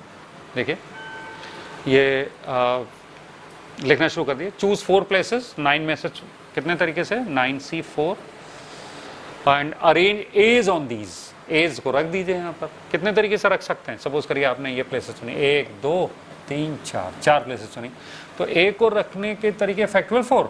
नहीं, अब तो भाई आपको एक्सपीरियंस हो चुका है, इनटू 1। ठीक है, अच्छा अब जो बचे प्लेसेस कितने बचे? 9 में से 4 तो भर चुके हैं, बचे हैं 5। 5 में से 3 प्लेसेस बी के लिए चुनिए और फिर बी को वहां पर जमा दीजिए। तो choose 3 out of remaining 5 places, किसके लिए? बी के लिए, इनटू 5C3। अरेंज बीज ऑन दीज, कितने तरीके हुए? Into factorial 3। नहीं, गड़बड़ हो गई, इनटू 1। अब क्या बचे? अरे भाई ये देखिए, बी मान लीजिए आपने रखे यहाँ पर, यहाँ पर बी रखे, और बाकी इन प्लेसेस पर ए आप पहले ही रख चुके हैं। बचा क्या है? कितनी प्लेसेस? 2 प्लेसेस, 2 सीज रखने के तरीके 1 इंटू 1। ठीक है, तो प्रॉब्लम तो बहुत सिंपल है, लेकिन देखिए मैं क्यों आपको इतने इंटरेस्ट के साथ इसको बता रहा हूँ, उसका कारण ज़रा समझिएगा। बहुत मज़ेदार कारण है उसका, देखिएगा। 9C4 को अगर मैं एक्सपेंड करके लिखूँ तो factorial 9 upon factorial 4 into factorial 5 into 5C3, factorial 5 upon factorial 3 into factorial 2। क्या कुछ कैंसिल हो रहा है क्या? हाँ, फैक्टोरियल 5 कैंसिल हो रहा है, तो क्या फाइनल आंसर आ रहा है? फाइनल आंसर आ रहा है factorial 9 upon factorial 4 factorial 3 factorial 2। Yes, यही इंटरेस्टिंग बात मैं बताना चाहता था। देखिए 4 एज थे, अब आपके पास टोटल 9 लेटर्स, 9 क्या थे? लेटर्स थे, हाँ 9 लेटर्स थे, तो फैक्टोरियल 9 ऊपर आ गया। अच्छा 9 अगर डिफरेंट लेटर्स होते तब तो फैक्टोरियल 9 ही आंसर हो जाता, लेकिन उन 9 लेटर्स में से 4 आइडेंटिकल थे, तो जो आइडेंटिकल थे उनके करस्पॉन्डिंग एक फैक्टोरियल 4 नीचे आया है, और 3 आइडेंटिकल बी थे तो उनके करस्पॉन्डिंग बी ये नीचे आया, और 2 आइडेंटिकल सीज थे तो ये 2 नीचे आया। ठीक है ना, तो ये आपको मेथड दे रहा है, एक नई टेक्निक दे रहा है हमारा ये डिस्कशन। लिख लीजिए जरा उस टेक्निक को, तालियों के साथ स्वागत। नई टेक्निक को लिखिए। Number of ways of arranging P alike objects of one kind, Q alike objects of second kind, R alike objects of third kind, dot dot dot. तो टोटल ऑब्जेक्ट्स कितने हैं? टोटल ऑब्जेक्ट्स हैं P plus Q plus R, और dot dot भी है ना, हो सकता है एस टी यू भी कुछ भी हो, तो प्लस डॉट डॉट डॉट हमने भी कर दिया।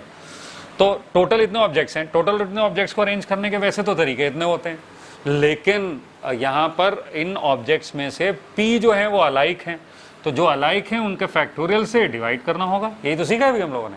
और क्यू अलाइक एक जैसे हैं, और आर अलाइक हैं, और डॉट डॉट डॉट और भी अलाइक हो सकते हैं, एस अलाइक हो सकते हैं, टी अलाइक हो सकते हैं।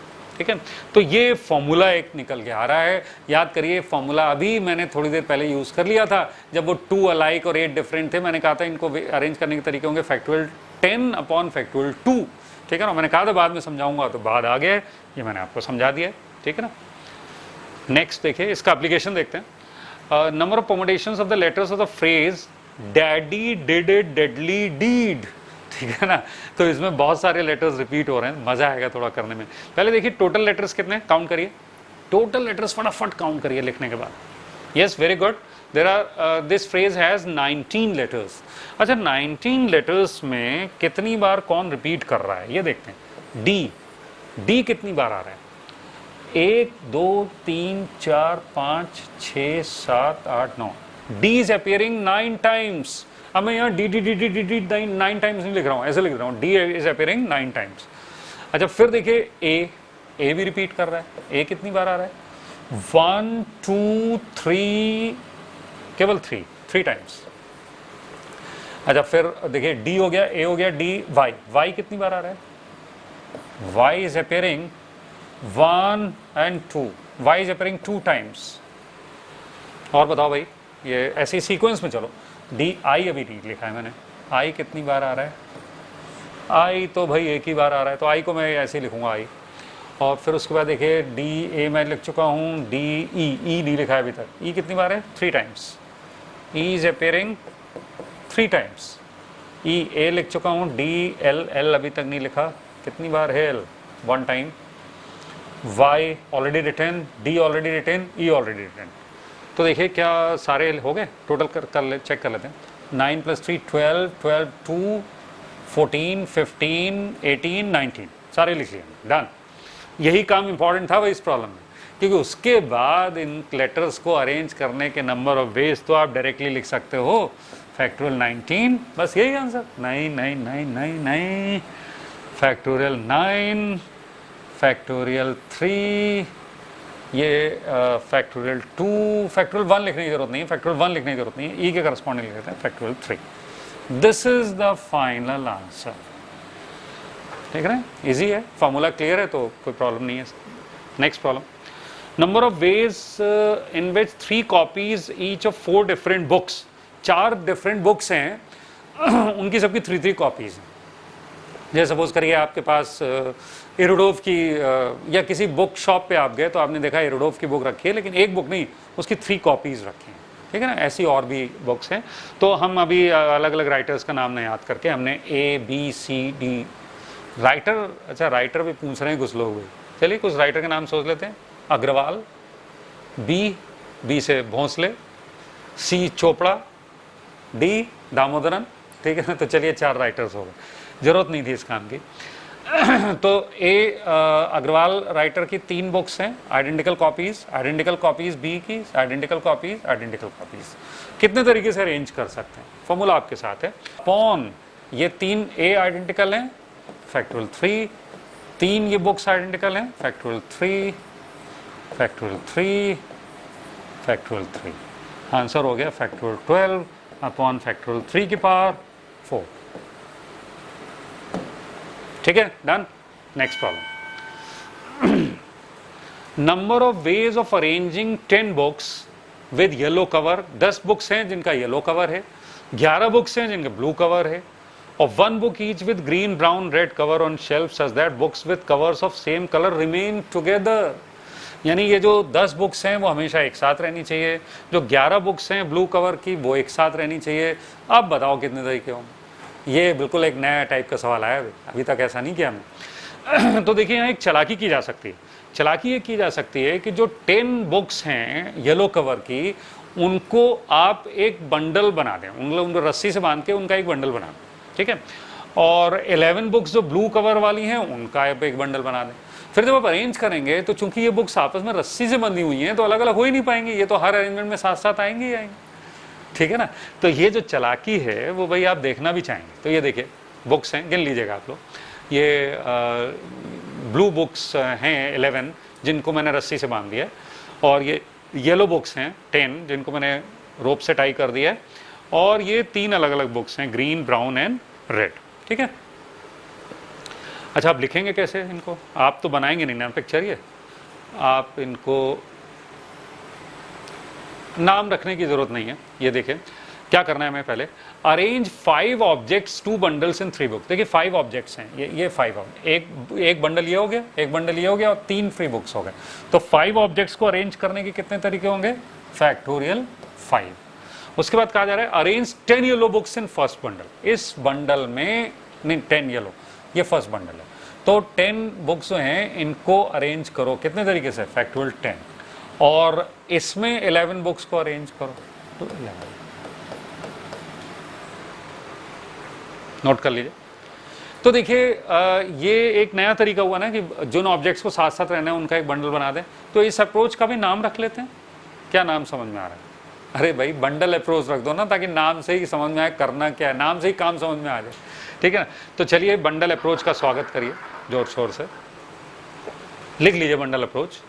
Make the bundles of the objects which have to remain together and then arrange the bundles and the objects without any restriction। अभी यही काम किया था।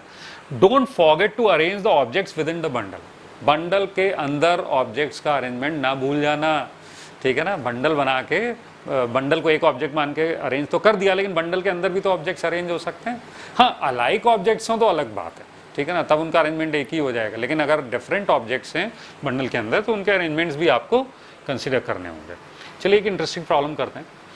Number of ways of arranging n books, ith book has ni volumes. इसमें क्या कहा जा रहा है कि जो फर्स्ट बुक है उसके n1 वॉल्यूम्स हैं, सेकंड बुक के n2 वॉल्यूम्स हैं, थर्ड बुक के n3 वॉल्यूम्स हैं, on a shelf such that volumes of same book are not separated. यानी पहली बुक के जो n1 वॉल्यूम्स हैं वो सेपरेटेड नहीं है, यानी उनका बंडल बन जाएगा। ऐसे ही सेकंड बुक के जो n2 वॉल्यूम्स हैं उनका बंडल बन जाएगा। तो बताइए कितने तरीके से अरेंज कर सकते हैं। तो ये देखिए, सबसे पहले तो आई के फॉर्म में जो डेटा दिया होता है उसको डिटेल में लिखना चाहिए। बुक्स के नाम देखिए रखते हैं, B1 B2 dot dot dot BN, ये बुक्स हो गए। अच्छा, वॉल्यूम्स कितने कितने हैं? B1 बुक के n1 वॉल्यूम्स हैं, B2 बुक के n2 वॉल्यूम्स हैं, dot dot dot BN book के nn वॉल्यूम्स हैं। नंबर ऑफ अरेंजमेंट्स, बंडल के अंदर अगर हम अरेंजमेंट करें तो फैक्टोरियल n1, और ये इस बंडल के अंदर factorial n2 dot dot dot इस बंडल के अंदर फैक्टोरियल nn। अब टोटल नंबर ऑफ वेज क्या होंगे? भाई बंडल्स को भी तो अरेंज करना है ना। इनफैक्ट पहले तो बंडल को ही अरेंज करने के वेज फैक्टोरियल n लिख लो, अब फिर बंडल के अंदर ये जो अरेंजमेंट्स हमने लिखे हैं उनसे मल्टीप्लाई कर दो, factorial n1 factorial n2 dot dot dot factorial nn। ठीक है। अच्छा, अब ये देखिए, इतना लंबा चौड़ा आंसर देख के आपको एक पुराना नोटेशन याद आ रहा होगा, सिग्मा नोटेशन। नहीं नहीं नहीं, पाई नोटेशन, बिल्कुल ठीक। फैक्टोरियल n इंटू सिग्मा तो यूज होता है सम में, और प्रोडक्ट में पाई यूज होता है। तो pi factorial ni, i going from 1 to n, ये है फाइनल आंसर।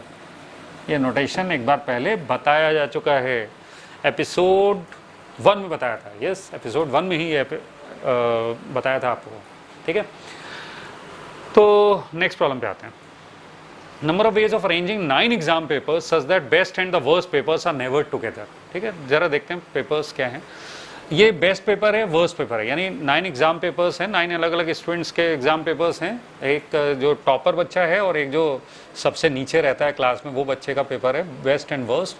और बाकी सब मैंने 1 2 3 4 5 6 7 नाम रख दिए हैं, क्योंकि कुछ उन नामों के बारे में स्पेशल तो दिया नहीं है।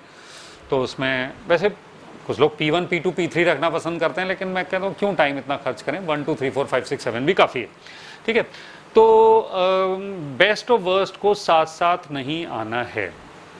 तो देखिए, अभी अभी हमने जो बंडल अप्रोच सीखी है उसमें हम इस टाइप का सवाल करना जानते हैं जिसमें कहा जाए कि बेस्ट और वर्स्ट पेपर को साथ साथ आना है। तो हम क्या करेंगे, बेस्ट और वर्स्ट पेपर्स का बंडल बना देंगे, रस्सी से बांधो या फिर उनको स्टेपल कर दो एक साथ, और फिर अरेंज करो। जब अरेंज करोगे तो बेस्ट और वर्स्ट तो साथ साथ रहेंगे। तो बेस्ट और वर्स्ट साथ साथ अगर आए ये कहा जाता, तब तो हम बंडल अप्रोच से गिन सकते हैं। लेकिन दिक्कत क्या है, कहा जा रहा है बेस्ट और वर्स्ट साथ साथ, बेस्ट और वर्स्ट साथ साथ नहीं आने हैं। कोई आइडिया? यस, बिल्कुल सही। अरे भाई, टोटल नंबर ऑफ वेज गिन लो अरेंज करने के, उसमें से वो वेज घटा दो जिसमें बेस्ट और वर्स्ट साथ साथ आ रहे हैं।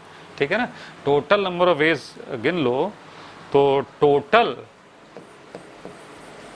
Total minus best and worst together. Total ways arrange करने कितने होंगे? Factorial 9 minus best and worst together. तो इनका बनाइए बंडल। अब ऑब्जेक्ट बचे 7 और 1 8, फैक्टोरियल 8। लेकिन बंडल के अंदर भी अरेंज करना ना भूलें, don't forget to arrange the objects within the bundle. ये मैं गा के इसलिए बता रहा हूँ क्योंकि यही तो लोग मिस्टेक कर देते हैं अक्सर। फैक्टोरियल 2। ठीक है, this is the final answer. अच्छा, इस प्रॉब्लम को करने का एक और तरीका हो सकता है। ठीक है ना, वो जरा देखिएगा ध्यान से। मैं क्या करूँगा, बेस्ट और वर्स्ट को साथ साथ नहीं आना है ना, तो मैं उनको अभी अलग रखूँगा। मैं 1 2 3 4 5 6 7 को अरेंज करूँगा। तो देखिएगा, मैंने सपोज करिए 1 को यहाँ रखा, 2 को यहाँ रखा, 3 को यहाँ रखा, 4 को या 4 को इधर रख दिया। कैसे भी अरेंज कर सकता हूँ, किसी भी ऑर्डर में अरेंज कर सकता हूँ। ये लीजिए, मैंने अरेंज कर दिया।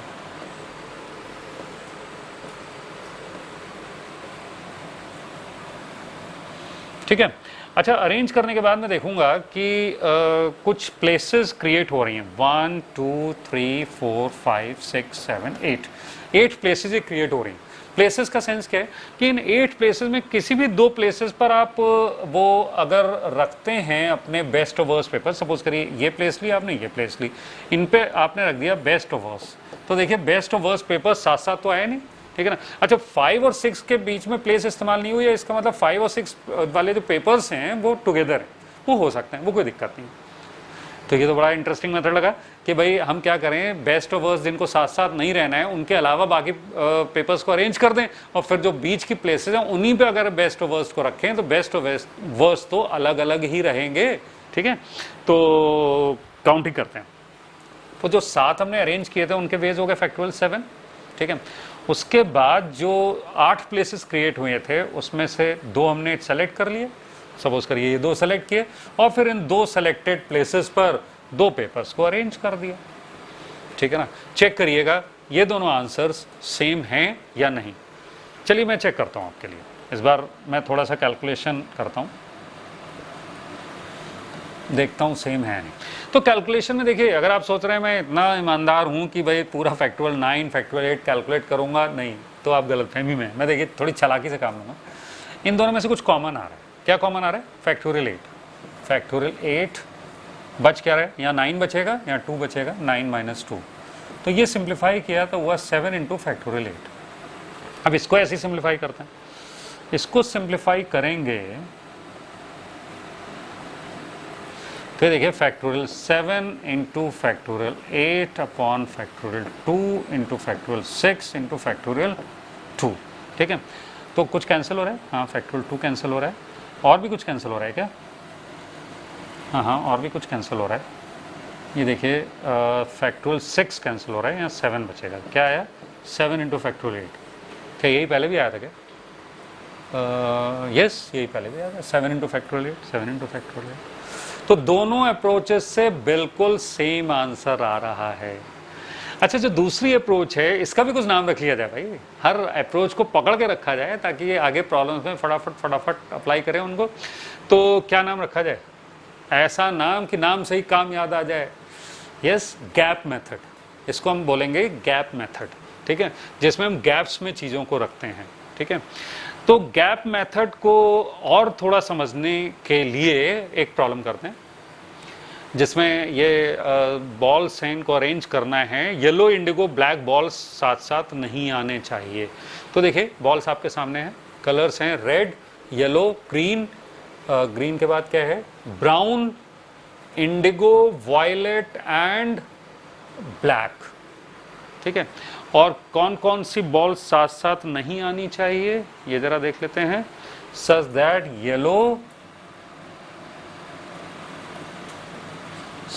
Yellow, Indigo and black, yellow, Indigo and black, yellow, Indigo and black, याद हो गया भाई मुझे, yellow, Indigo and black, yellow, Indigo and black, ये साथ साथ नहीं आने चाहिए। तो इसको हम लोग गैप मेथड से करना चाहेंगे। तो गैप मेथड क्या कहता है कि जिनको साथ साथ नहीं आना है उनको भी थोड़ा रोक के रखो, उनको हम बीच वाली प्लेसेस पर रखेंगे, बाकियों को अरेंज करो। बाकी को अरेंज करने के देखे तरीके क्या क्या होंगे। बाकी को अरेंज करने के तरीके R G B V, कितने तरीके हुए भाई इन 4 को अरेंज करने के? फैक्टोरियल 4। अच्छा आप देखिए 1 2 3 4 5, ये 5 प्लेसेस क्रिएट हुए। इन 5 में से कितने सेलेक्ट करने हैं? 3 प्लेसेस सेलेक्ट कर लीजिए, क्योंकि 3 ही तो कैंडिडेट हैं जिनको रखना है। और फिर जैसे मान लीजिए ये सेलेक्ट किए, ये सेलेक्ट किए, ये सेलेक्ट किए, इन पे आप रख दीजिए। जैसे मान लीजिए वाई को आपने रखा यहाँ इस सेलेक्टेड प्लेस पर, और ब्लैक को रखा यहाँ, और इंडिगो को रखा है यहाँ। तो देख रहे हैं ना, इंडिगो, ब्लैक और येलो साथ साथ तो आ नहीं रहे हैं। तो भाई कितने तरीके से रख सकते हैं? Factorial 3 into factorial 3। तो देखिए गैप मेथड से हमने एक और क्वेश्चन कर लिया, बिल्कुल पक्की तरह से समझ में आ गया।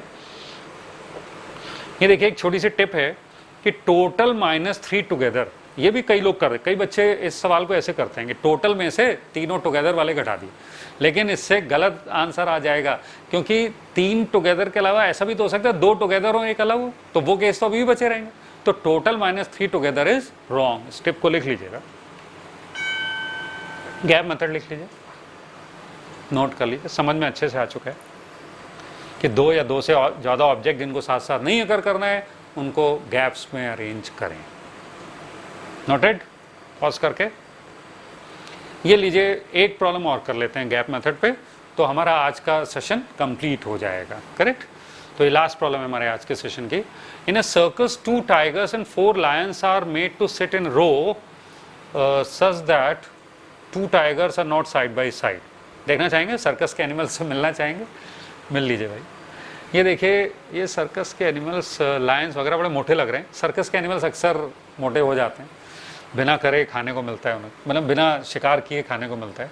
एनीवे, तो ये देखिए 4 लायंस हैं और 2 टाइगर्स हैं, उनको अरेंज करना है such that tigers don't come together. तो नाम रख लेते हैं L1, L2, L3, L4, ये लायंस हो गए, और टाइगर्स T1, T2। अच्छा, टाइगर्स जो हैं वो साथ साथ नहीं रहना चाहते, तो क्या करना होगा? पहले लायंस को अरेंज करना होगा, L1, L2, L3, L4। तो जब लायंस को अरेंज करेंगे तो 1, 2, 3, 4, 5 प्लेसेस क्रिएट होंगी। इन 5 में से किन्हीं भी 2 प्लेसेस पर टाइगर्स को रख दो, तो टाइगर तो साथ साथ नहीं आएंगे। तो देखिए, काउंटिंग शुरू करते हैं। 4 लायंस को अरेंज किया एंड 5 प्लेसेस में से 2 प्लेसेस टाइगर्स के लिए चुनी, एंड जैसे सपोज करिए ये प्लेस चुन ली और ये प्लेस चुन ली, उन 2 प्लेसेस पर टाइगर्स को अरेंज कर दिया। Factorial 2, factorial 4 into 5C2 into factorial 2। फिर से मैं समझा दूं, 4 लायंस को पहले रखा फैक्टोरियल 4 तरीके से, 5 प्लेसेस, हमेशा एक ज़्यादा प्लेस क्रिएट होती है, तो उन 5 प्लेसेस में से किन्हीं भी 2 प्लेसेस पर आप टाइगर्स रख सकते हो। टाइगर साथ साथ तो आएंगे नहीं, तो आपने 2 प्लेसेस सेलेक्ट कर ली और फिर इन टाइगर्स को जमा दिया, चुनो फिर जमाओ। करेक्ट? तो ये गैप मेथड लगा के आपने इस प्रॉब्लम का आंसर निकाला। तो इस तरीके से भाई ये हमारी काफ़ी इंटरेस्टिंग टेक्निक्स का डिस्कशन कंप्लीट हुआ। नेक्स्ट एपिसोड में हम देखेंगे इन टेक्निक्स की ताकत, जिसमें एक से एक बढ़िया सवाल, बड़े बड़े दिग्गज सवाल इन्हीं टेक्निक्स की मदद से धाराशायी होते हुए आपके सामने नजर आएंगे, बहुत इजीली सॉल्व होंगे आपसे। ठीक है, बाय।